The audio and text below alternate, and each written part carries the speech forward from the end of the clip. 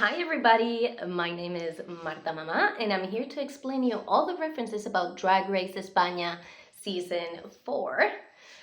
This episode was amazing, okay. I know that if you are watching the video, you are watching the season, but I want you to let some people know that they should be watching this season, because I know that after Season 3 and All Stars 1 from Spain, there's a lot of people that didn't want to continue with this Drag Race España thing, but just reach out to the people you know that enjoy drag and recommend them this season, because I was also a little bit like, I don't know how it's gonna go. But now, after 2 episodes, I think that we can confidently say that it's being very cool. We had the talent show this week. It was, in my opinion, probably the best produced talent show in the history of any franchise of Drag Race. Can we say that? Yes. And the runway was probably one of the best runways in the history of any franchise of Drag Race. Yes. And we also had a lot of references to a lot of very, very famous, important artists. And we also had a lot of moments in the workroom, which was what we were missing from last week. So, very excited to tell you about all these little things, because I know a lot about all the peoples we're talking about. So let's get started. Before we start, if you want to support my channel, this is my PayPal account. Thank you very, very much. Thank you to these two lovely people that have been supporting me since day one. And if you want to continue watching these videos, you want to support what I do, you want to support this hard labor, feel free to send me some love through PayPal. Thank you very much in advance. Thank you. And one more thing, thank you so much for commenting on my videos. I really appreciate all your guys' views. Some comments are super amazing, so just take a look about what everyone says in the comment section, because honestly, I think I have the best comment section in YouTube. But you guys, no one has said how amazing I look. You can also treat me as an object from time to time. I know most of the people that watch me are gay, middle-aged men, but come on, it's like pulling teeth in here. Like, say something nice also about, So the episode starts and everyone is very sad about Shani leaving, and they all talk about her like one of the strongest performance artists that they have ever met. And that's exactly what I was talking about. It's a pity that she couldn't do the talent show, because she would have been amazing in the talent show. But, well, all my love goes to Shani. Everyone's love goes to Shani. What can I say? Then we get into the mini challenge and we get to know that the guest judge this week is Manuela Trasovares. We've talked about her, I think, every single season of Drag Race España, so I'm super excited that she's here. Manuela Trasovares, who is she? It's difficult to explain, but Manuela Trasovares, she is many things. She was the first elected politician that is transgender in this country, and she was also an opera singer for many years. She actually was one of the students of Dali. Dali taught her painting, and it's just a fabulous person. But she became very well known because she appeared many years ago in a TV show in Catalonia where they were talking about trans issues. And there she was like very honest, but also like angry at everything. And she was like so ahead of her time saying the things that she was saying.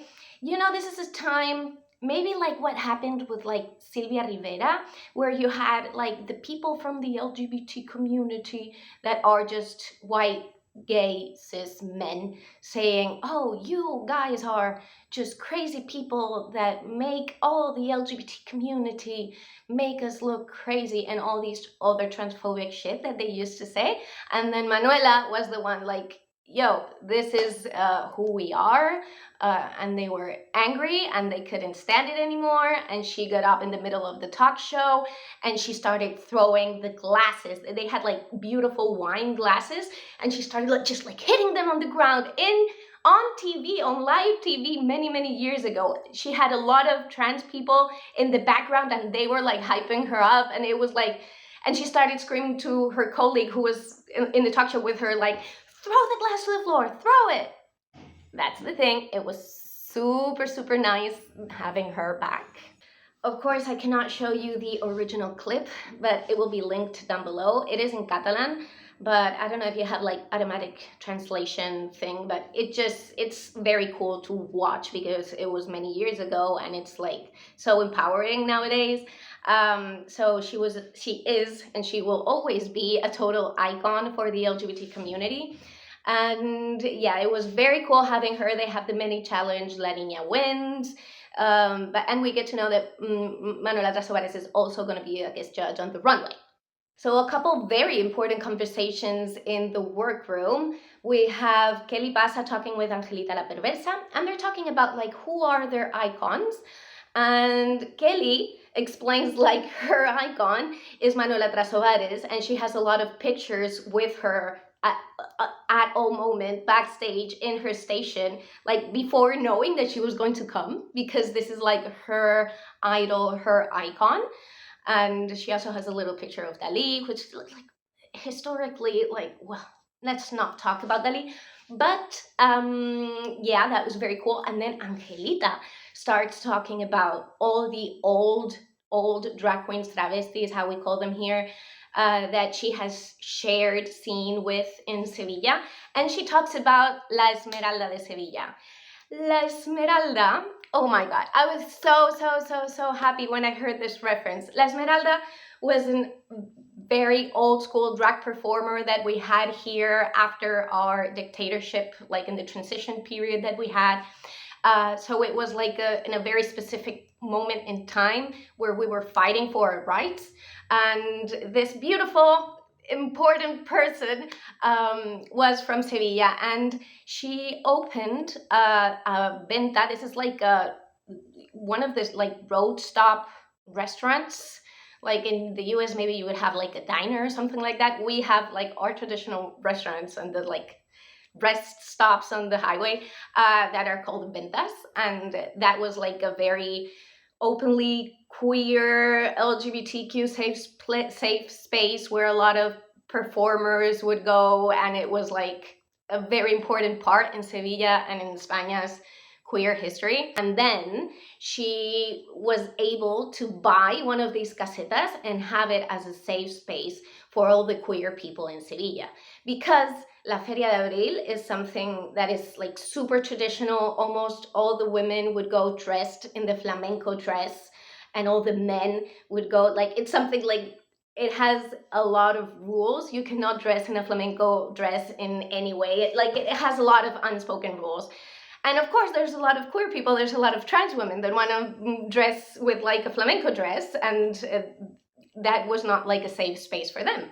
So she did that too. Like it's one of the most important people that have been around the Sevilla scene, not only because they were very famous, it's just because they meant a lot for a lot of different generations of people in Sevilla. So that is La Esmeralda de Sevilla. Then there's another conversation, and what I think that we're not getting the point, or they're not editing it well, or that people don't know how to express themselves. But there's a conversation with Meggy and Mariana and La Niña del Antro. And Meggy says like, yo, you guys are like discriminating against me because I'm like a normative cis gay dude and I have muscles. And that's absolutely not the point whatsoever. It looks like Meggy is complaining because they're discriminated against him because he has abs. That's not the point. It's not like, the problem is not that he's like a normative gay dude. Carmen Farala was just as a normative gay muscle dude as Meggy Yellow. That's not the point. The point is when your drag is like generic and empty and it doesn't have an emotion behind it. I think it's very clear from the beginning of the episode that none of the girls consider Meggy as one of them. And this is not because this person has abs. This is not because of any of the things I talked when I talked about the cast. If you haven't watched that video, you should. I think it's not because of that, or not only because of that, but they're talking also about a drag that doesn't feel real. It almost feels like you write drag queen on ChatGPT and that's what you get. You know what I mean? I think the issue is not that she's like a muscle queen. Actually, La Niña del Antro apologizes for how she talked to Maggie last episode. So, I don't know, like, Mariana was on the other side like, yo, you're not a drag queen. Like, oh, sorry. Like, it's something that she's not supposed to say. You guys, all drag is valid. All drag is valid. But I'm seeing a lot of people on Twitter saying that they feel discriminated against in queer spaces because they are too normative. And they say this to me, and I'm like a woman, kind of, that does drag, and you're telling me that you feel discriminated against because you are too normative, and that there people are saying that your drag is not valid. You guys, I don't know, I don't understand this. It's not about having abs. It's not about the type of person that you are out of drag. It's about what you bring to the table. I don't know if you guys agree or that's what you see. I know that internationally, maybe you have an idea of what drag is or is supposed to be different that we have here. And for us, like, there's a lot of spirit behind all the drag scene and all the drag performance that we've had in Drag Race España history. And I don't know if I'm being too biased. You can also check my biases, you guys. You have that video where I talk about the Maggie Yellow situation, talking about the cast, talking about the Meet the Queens. And we also have, like, if I didn't know all those things about her out of drag, if I didn't know that this person was part of the pit crew, I do believe I would be saying the same things about her. So let's continue with the talent show. The production of this talent show. The camera movement and the camera effects, the sets, the amount of dancers that each one of them had. This is amazing. This is what you do. You're supposed to be the, like, envelope for the queen to shine as bright as possible. I would love for other franchises to learn a little bit about Drag Race España in this sense. I think they've been doing that in all the talent shows. But this one, it was just, I think it was so cool. I think the production was just amazing. And the talent and the quality of these artists was just amazing. So let's go one by one, okay? There's a lot of things I want to explain. First one up is Mariana Stars.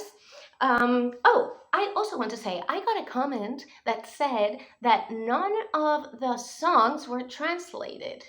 So you guys don't know what the girls were saying. That is weird. Like, why would they put in the subtitles like the Spanish lyrics of the song if you're watching it with English subtitles? But well, I'm gonna try to explain and translate the things that maybe you didn't get. So first, Mariana Stars doing Mamá Quiero Ser Artista. This is one of the most important ever in Spain musical comedies that we had for many years, and this is like very, very iconic. We know it because of Concha Velasco. Concha Velasco was an actress and a singer and a performer, and she was very, very loved in her country. And if I'm not wrong, listen here, okay? If I'm not wrong, Concha Velasco died in 2023 in like December, and I believe they started filming around that time. I do think that this was Mariana Stars paying homage to someone that had just died. I don't know when she decided it, but I think that when they started filming, they had just known about the passing of Concha Velasco. So I think that it was way more relevant when it was filmed, but it's still a pretty recent thing. So I'm very happy about this. She did very well. It was nothing like too much over the top, but she just, like, Mariana Stars is the type of person that does everything correctly. Like, she knows who she is, she knows what she looks like, she knows what she stands for, and she just, like, there's a lot of, like, truth and beauty, and, like, everything is perfect. Everything is perfect with Mariana Stars. Was it the most impressive thing? For me, it was because I know all the backstory behind it. Maybe it didn't seem like that, but she did so well. She didn't do too much. She did amazing. Then we have Chloe Vitu's number. Chloe Vitu is doing this like homage to the paparazzi show on the VMAs 2009 from Lady Gaga. You remember this one? So yes, but she's like transforming this, and like she's going into this museum or this store with all the like lasers and the big boobs. About the big boobs, I've said this the previous week. As an AFAB person and a boobie carrier, I am not offended by big boobs necessarily. I'm offended by people that wear big boobs and act like cis straight dudes when they put on balloon titties for Halloween. Like when you're doing all the jumping and the touching and all that, I feel cringy personally. Me personally, I'm not going to say that it's not valid, it's not correct, it's not whatever. This is just the opinion because I think we don't have enough opinions about AFAB people in this regards. I'm just giving you mine.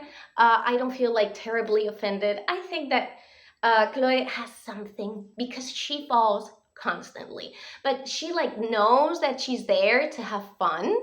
So like she never loses her confidence. She never loses her chill, and she just like makes it very funny.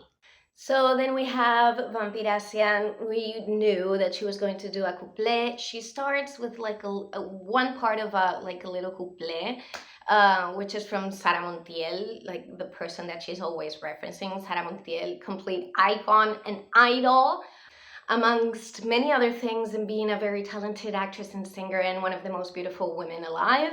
Sara Montiel was also said to be with the very notable gentlemen such as Gary Cooper, Burt Lancaster, and Ernest Hemingway, amongst many others, because she was that bitch. And she starts with that little couplet about like smoking, and then it's like about the little flea. That is a very classic couplet song. I believe it's from the ending of the 19th century, like something like that. Super cool couplet about like a little flea. She brings a little flea as a prop, and yeah, she did amazing. I think that amongst all the other ones, she wasn't perceived as something super wow, but it has an added value, right? When you're taking part of your history and things about 100 years ago and what couplet means. It's like a type of like a mix between a cabaret song and a spoken word piece, and it also had a lot of it always had a lot of double entendres and double meanings, and they were always like very cheeky. Like in the workroom, she talks about this smoking song that I'm talking about, Sara Montiel, was about like BJs and yeah, things like that. So the one about the little flea is, it's just cute. I don't know if they translated all that part. I hope they did. But well, if not, I will leave references to all the lyrics, all the songs, all the original stuff, okay? Then we have Meggy Yalo. Of course, Meggy Yalo is a super, super talented person. She is a person that has been dancing for many, many years. This show, I think it was her choreo. I know that they, like the production didn't allow all of the performers to choreograph their own numbers, even if they were other choreographers, but I think she choreographed this number and it looked very good. I think she can even do more, honestly, but of course she's an amazing dancer. Me personally, after seeing 2 episodes and the Meet the Queens and like 4 runways from Meggy, this is like, don't feel offended by what I'm saying. I still don't know who Meggy is as an artist. I still don't know where her drag is coming from, and the definition that she gives of herself, which is like a pop star with a lot of fantasy. I think that's like empty, and I truly don't think that she knows what she wants to bring to the table. I think that she's a very talented person, and everything she does it correctly. There's nothing that she does that is wrong. It's just my interest in drag comes from a different place. It comes from a place of truth, of storytelling, of emotion, of knowing your references, of knowing where you come from, knowing where you want to go, and having a point of view.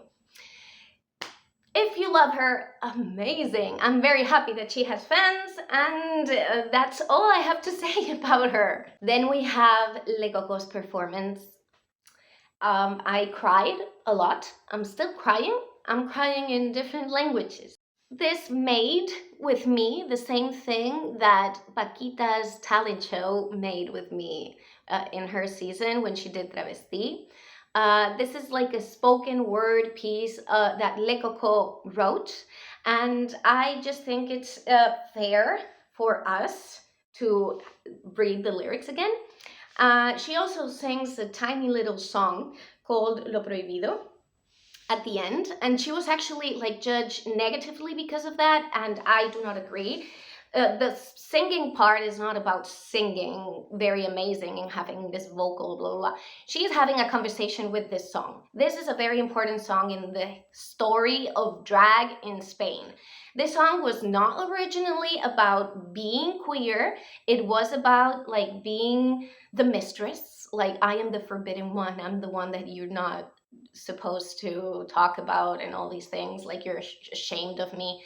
But very, very quickly, because it has like the double meaning, it became like a very, very staple song of the performance, of LGBT performance in general, of drag performers. So I think that she's adding to that conversation.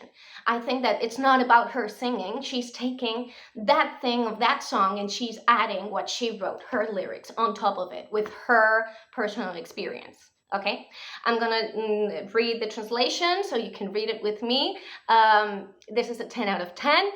Let's read it, okay? No, I'm not here to talk about sinking ships or whether or not those two fit on that board. I'm here to talk about the number of times that I've been made to get off that board, leaving me there, cold, alone. I'm jinxed and I cannot get it off. I can't get it off. My grandma used to tell me, you'll be alone, single, and with a cat. Well, now the cat is gone too. He also abandoned me. I have an infinite list of the number of times I've tried, but of course, travestites also have cliches that come from men. I quote in no particular order. Mr. Fantasies, the gay that hates effeminate men, the childless admirer, the one-night stand fetish man, the wariness of being the taboo. I'm exhausted because they don't know how to love me, but they're all here looking at me. What are they looking at? As if I were a freak. I only hope that time will give me a man who knows about brushes and heels, about combs and eyelashes, who will fuck me with or without a wig, and then I'll fuck him right back. And if none of these guys know how to do it, then give me back my cat.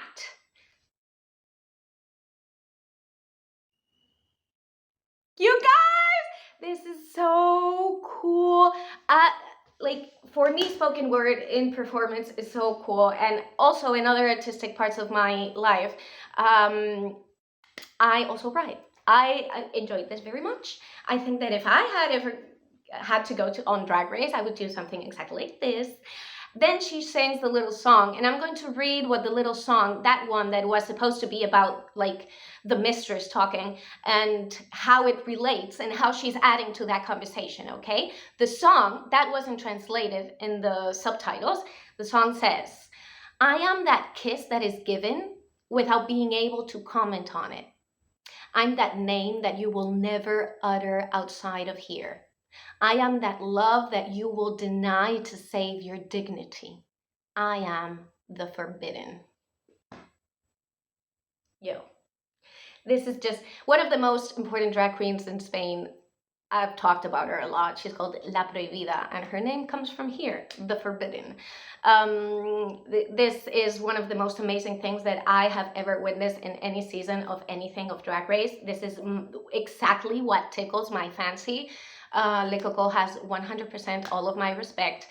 Thank you for being creative. Thank you for being vulnerable. Thank you for bringing truth. Thank you for bringing a conversation that has been going on for many, many, many, many years. 10 out of 10. 11 millions out of 10. Then Dita does this comedy show where she's deep-throating a glass, like a cocktail glass, where she's like making a cocktail. This was funny. There's nothing not correct about this. Again, the subtitles in English had like, she was repeating this word all the time, and they were translating as like subtle and subtlety, which is the correct translation, but they would absolutely should have translated it as demure, because we're living in the demure era still. Well, demure is like last week thing, but you know what I mean? That demure would be a lot more, I don't know, accurate representation of what she's talking about. But yeah, it was nasty, it was funny, but maybe it didn't like hold and just like after like a ghost performance especially, I don't know. Then poor Porca wanted to bring her fetish scene. That's where she comes from, and that's very hard to translate without like a context and proper time. And she wanted to staple things on herself, and she like that didn't stick. She wanted to staple her name. It looked not rehearsed. She was giving the back to the camera all the time, and it looked, and she even says that backstage, that she didn't have enough time to rehearse. So maybe because of that. I don't think this takes anything from Porca as a performer, but this can happen, and it's unfortunate that it happened to her. La Niña del Antro did this amazing piece. I don't know the name of the song, but I know it from Eva Destruction, the laughing track. I don't know. She did so cool. I know that she wasn't allowed to choreograph her number. I don't know much more about it. She said that in a live yesterday.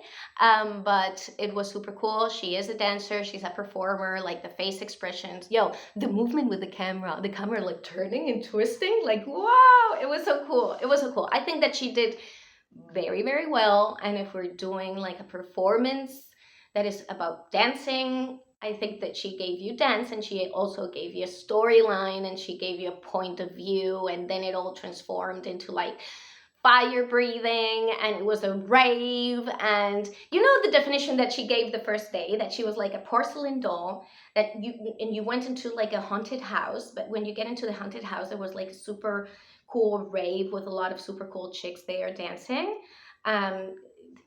This is exactly that, right? That is her drag. I think that she brings like an interesting point of view, not only the amazing dancing and a lot of years behind it.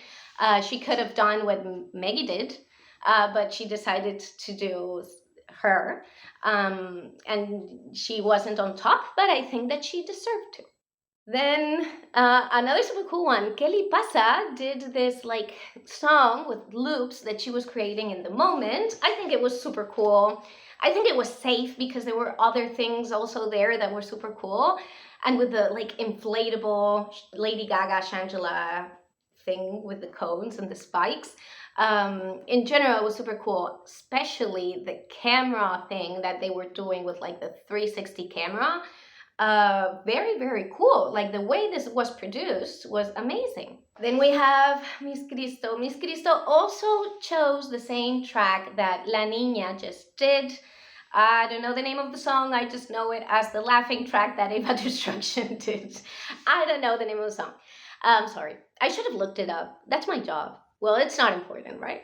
So she wanted to do something very conceptual, but it ended up being slow and hard to understand. It's very unfortunate. I think she's very, very talented and misunderstood as an artist. And not all the artists are valid for like TV. Like, come on. Like, you know, the attention span on TV is very different. I think that she did her, and she wanted to bring what was important for her, and I applaud her for that. But I understand that it was difficult, not only because of the same song. I think that their shows were so different that wasn't important. I think it was like being able to transmit the message that you want to say, right? And making it like exciting from beginning to an end. But well, it's very sad to see Miss Cristo doing this because she won last week and she's very, very talented, obviously. So then Angelita la Perversa. I'm loving Angelita this week, you guys. Angelita's doing a lot of important shit that should be done. Yep. Last week's review, I showed you this clip of my drag mom and my drag grandma performing this song.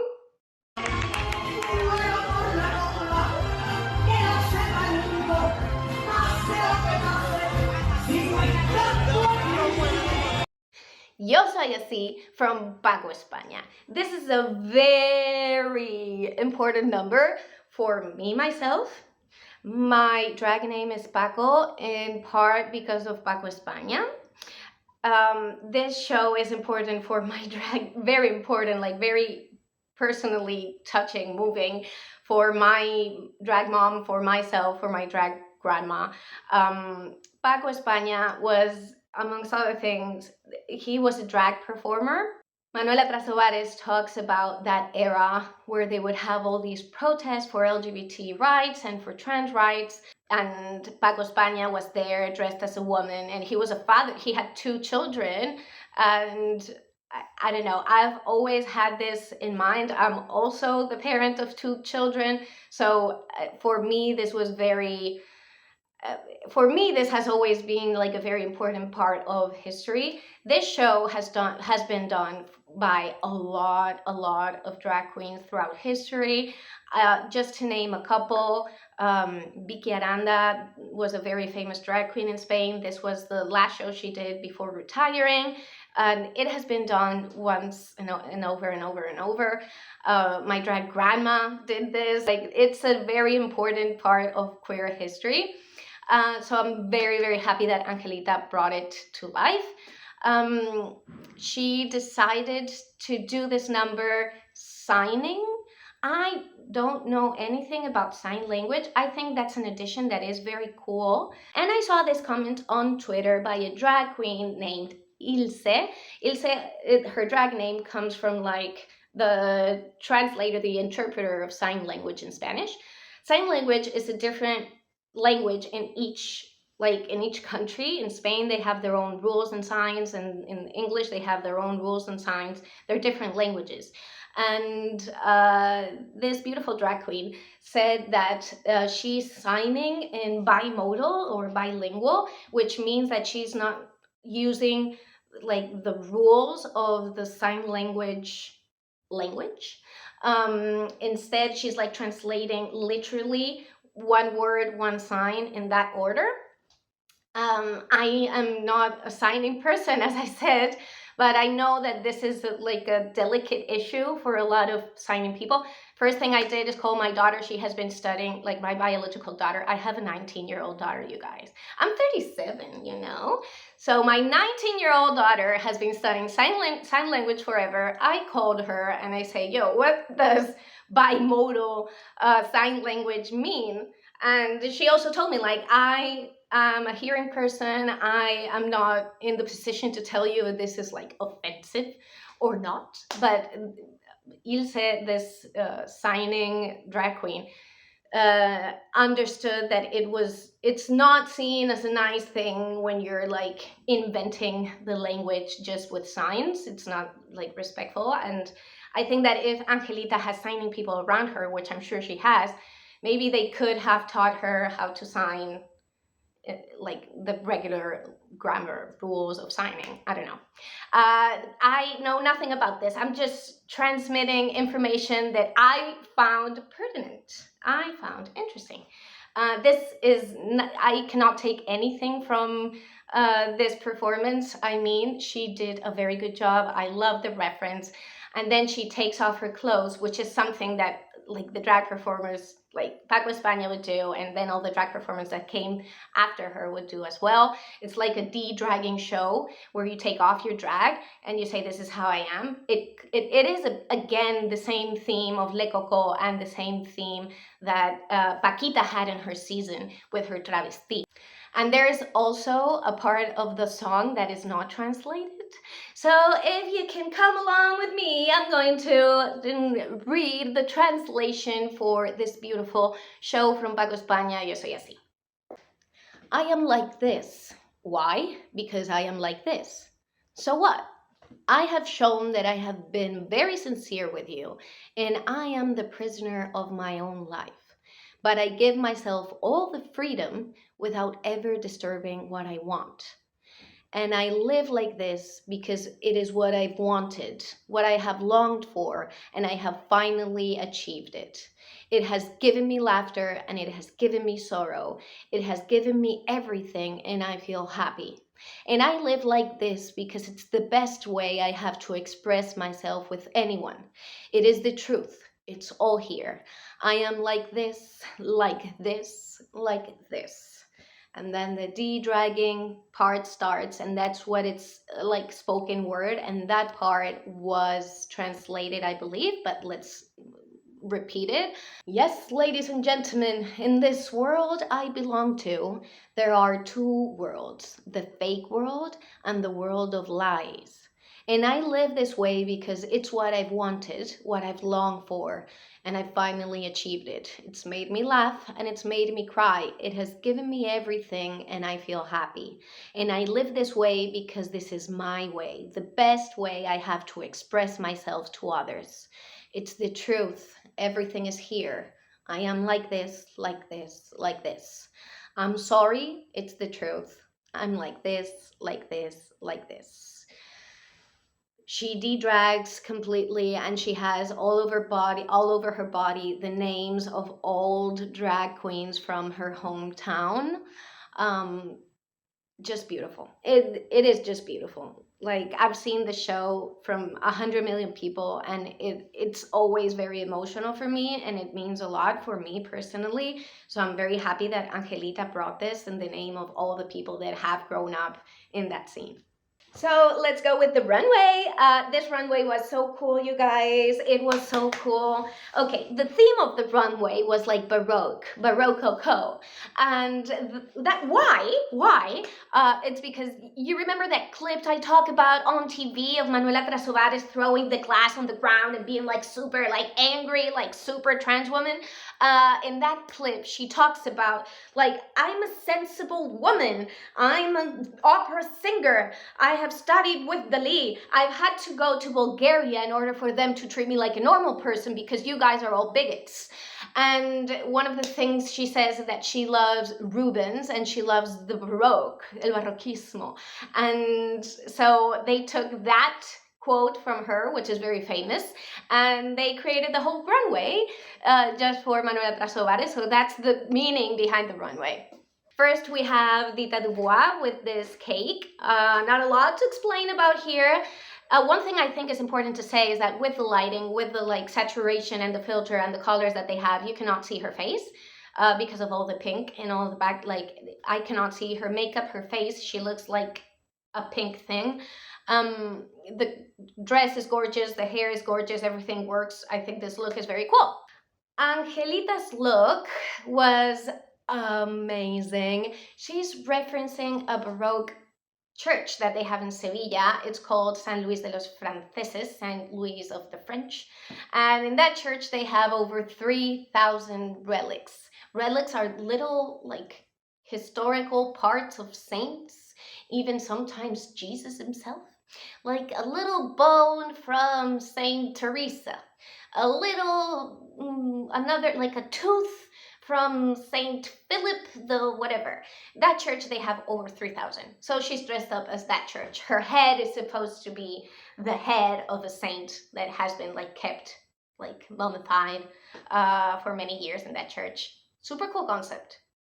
Props to her team. Props to her.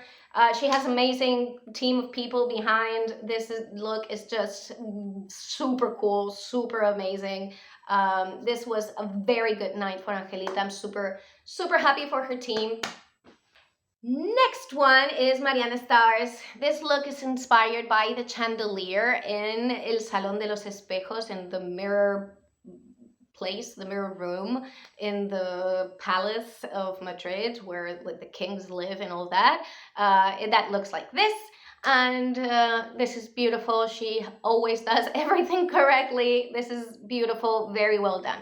Chloe Vitu is taking her hometown, Barcelona. Well, she's from a small town outside Barcelona, but one thing that is very famous in Baroque art in Barcelona are the stained glass in the like churches and cathedrals and all that. So she's bringing that element of Catalan architecture to the runway. Very cool as well. This look from Porca, you guys. This is crazy. So she has like a breastplate, like a shield type thing with like the drawings of a fresco in a like a church or something. And they took that image and they printed many meters of fabric. She told in an interview that only the skirt had over 30 meters of fabric, like 30 yards of fabric. Crazy. This look is so cool. It's so well constructed. It's so interesting. The color scheme, like the fact that she didn't go gold, like all of this, I love, love, love. This is one of the best looks that we've seen ever. This look from Le Coco, she took, because Baroque is Baroque, obviously, but she was able to take like air, like with the form of the skirt. It's like a very airy type of look, and I think it is a very interesting look. It's not as intricate as anything else, but it does have a conceptual meaning behind, especially after what she just did in her talent show. The fact that she's showing like the bearded woman and like the discrimination against the woman that is not part of the norm, and how that applies to trans women nowadays, and the fact that even cis women can grow a beard as well, and how the stereotypes and the norms and all that, and making beauty out of it. You know, you understand it when you see it. Like, you don't have to be too clever to understand this reference. So cool. 10 out of 10. I love it.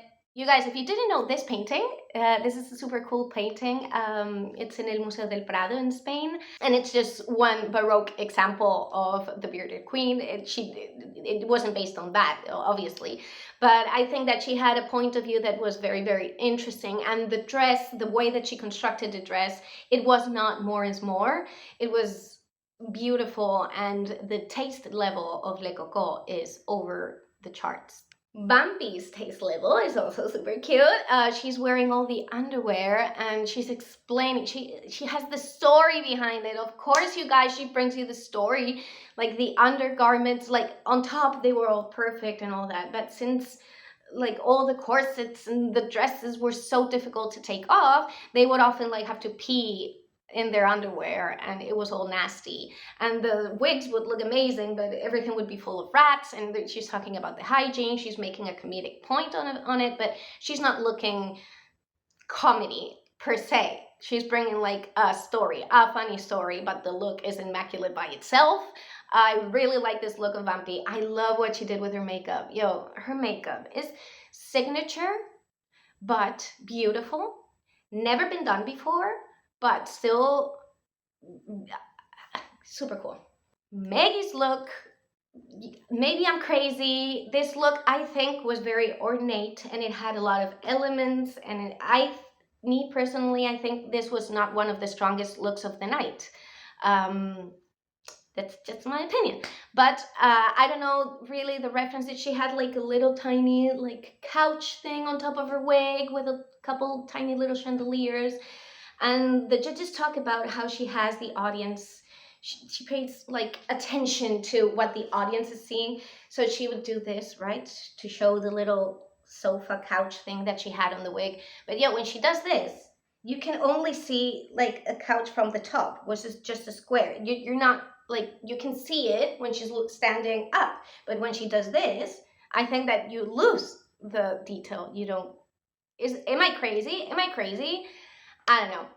the length of the dress should hit the floor in this case, not in every single case. This case, in this ballroom dress, in this ball type of silhouette, it looks funny if it doesn't take, like, you know, the silhouette per se with like these things that she has on her arms. I think that it loses a little bit. It's a very well constructed dress. In any other runway, this would have been amazing, but in this runway specifically, it lacks point of view and it lacks knowing what you're talking about and wanted to say something specific. La Niña del Antro, for example, brings this beautiful drag genderfuck look about Felipe de Orleans. This is the guy. Have you seen the movie about the man in the Iron Mask? This is supposed to be that guy.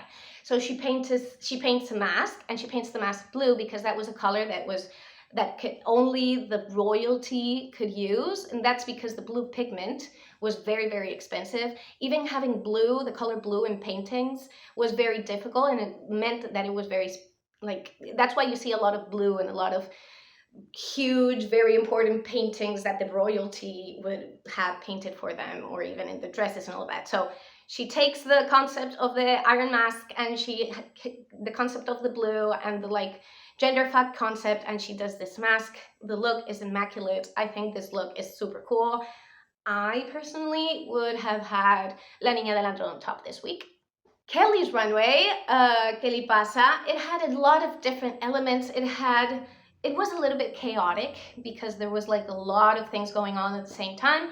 She had the growing wig. That's cool. I'm not the most fan of like stunts, but well, I understand that it's like a cool concept to have, right? And then she had understood why they were having this category to begin with. So she took in her Baroque dress and she put a lot of picture of Manuela Trasovares, because when you say to a queer person, you say Baroque, and they first thing they say is Manuela Trasovares. You know, if they're a fan and they know the quote, like it's like a logical conclusion. So since it's her idol, she puts a lot of like tiny little pictures of her, and she didn't know that Manuela Trasovares was going to be there. So I thought that was super cool. Is this the same fabric of Mega Yellow? Similar, but I don't care about that. The silhouette, is it the most? For me, this is a very, very cool look that has a very cool, a lot of very cool elements, but also I like the Manuela Trasovares part, but it has like a lot of different things, and maybe it lacks like one unit of like knowing what you want to say specifically. My opinion. I love Kelly's like drag, but also remember that Kelly had she's a little bit old. She's my age or something, but she has only been doing drag for 1.5 years. And I think that the more time that you spend doing drag, the more you know like who you are and your point of view. This look from Miss Cristo was also very beautiful. She has a 1789, that's the year of the French Revolution, right here. So she's talking about Marie Antoinette, and like all her dresses were burnt down in a fire, but like the people that were plebeian, they went into the like closet and took all her stuff. And then she has like also like a merry-go-round, a little carousel underneath. I do think that it is cool, but it tries to be a little bit too conceptual, and as a look, it is very cool. If you look at all the details, if you look at the hairpins in the wig and every single detail, it's very thought of. But I want everyone to be excited about every single detail, and sometimes when you put a lot, it's difficult. This look is just like super cool, but we're talking about a very, very, very, very, very, very, very strong runway, so it's very difficult to know. It's very difficult to decide anything, right? So on top this week we have Meggy, we have Angelita, and we have Le Coco. I agree with Angelita and Le Coco. For me, Le Coco was my winner. I don't have to explain it. And no shade to Meggy. She did a very good job. Nothing that she did was wrong.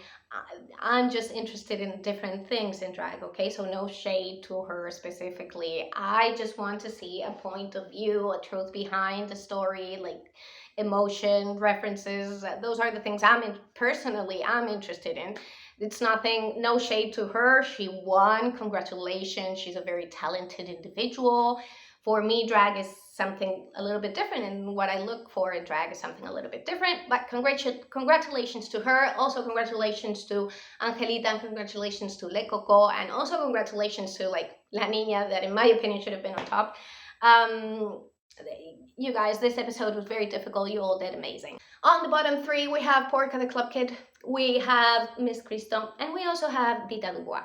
It's the second week in a row that Dita Dubois just like, that maybe she should have been in the bottom, but she hasn't been in the bottom in like the 2 weeks. No shade to her. She didn't do anything wrong this season, like this episode. There was nothing wrong that she did. She didn't do anything wrong last episode, but both weeks I thought she was going to be in the bottom as well. But well, I think that the bottom two were quite clearly Porca and Miss Cristo. And then when they have the most difficult outfit that they have ever worn, they have to do a lip sync of Cuando Zarpa el Amor. This song is by Camela, and it's an absolute anthem. This group became very, very popular because it was the type of music that they would sell in like cassettes or CDs at gas stations. There was like their own type of genre.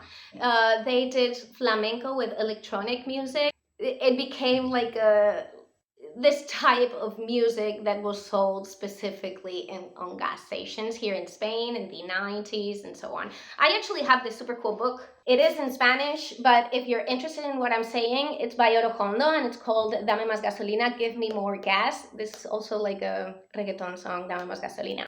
A ella le gusta la gasolina, dame más gasolina. Yeah, so here they talk about a lot of different artists with a lot of super cool artwork. I recommend it very, very much. If you don't speak Spanish, but you're interested in the very cool artwork, I also recommend it to you. But if you do speak Spanish, this is a book that you should all have. And this is the artwork dedicated to Camela. It says Tecno Camela, and it's super, super cool. I really recommend this book. And it makes a great gift too, so yeah. The lip sync for me was very frustrating because I saw all the judges and none of them were paying attention to the lip sync himself. They were hyping each other like with the song because it's like a very like funny like song for everyone to sing when you're partying, right? So they were all like super hyped, but they were not paying attention to the girls. The girls weren't giving much because one could not move, and one, I'm sure like both don't like the song, probably would have never performed to the song. I don't know. At least not in these dresses. They couldn't do much. So it felt like the judges panel were the ones that were doing the lip sync. About who won the lip sync, well, that's difficult to say because I think you also have to take into consideration the fact that Miss Cristo won last week. That should count somehow, even if a little bit. Maybe, in my opinion, the lip sync was won by Porca, but it was close. And last week, Miss Cristo won. I don't know if it's fair. I don't know if I agree. This is my thing. That's what I think. If you agree, it's okay. If you not, it's okay. We don't have to decide who goes home. You guys, I still don't care who goes home and who wins.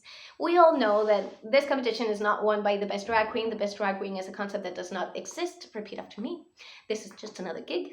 This is not like proving anything. Porca went home looking like this.